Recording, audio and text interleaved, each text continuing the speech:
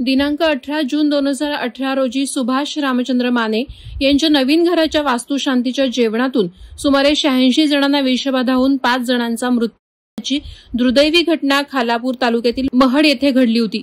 जेवणात विषारी कीटकनाशक टाकल्याने 5 जणांचा मृत्यू झाल्याची बाब तेव्हा समोर आली होती। तत्कालीन तपास अधिकारी वरिष्ठ पोलीस निरीक्षक विश्वजित काईंगडे यांच्या मार्गदर्शनाखाली या घटनेचा तपास सुरू होता।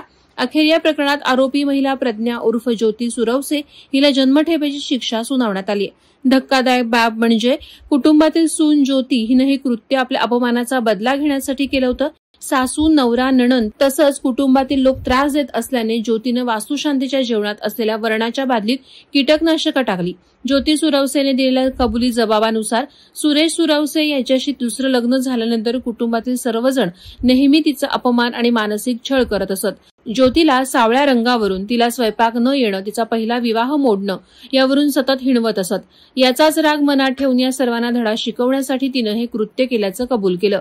जेवणातून विषबाधा झाल्याचं समोर आल्यानं पोलिसांनी तपासाची चक्र फिरवली। त्यानंतर ही विषबाधा कीटकनाशकांमुळे झाल्याचं समोर आलं।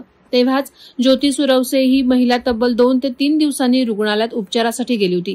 यावरून पोलिसांचा संशय बळावला आणि त्यांनी ज्योतीला चौकशीसाठी ताब्यात घेतलं। या प्रकरणी पनवेल सत्र न्यायालयाने निकाल दिला असून यातील एकमेव आरोपी असलेली प्रज्ञा उर्फ ज्योती सुरवसे हिला जन्मठेपेची शिक्षा सुनावण्यात आली। वादळवारा लाईव्हसाठी न्यूज ब्युरो, खालापूर।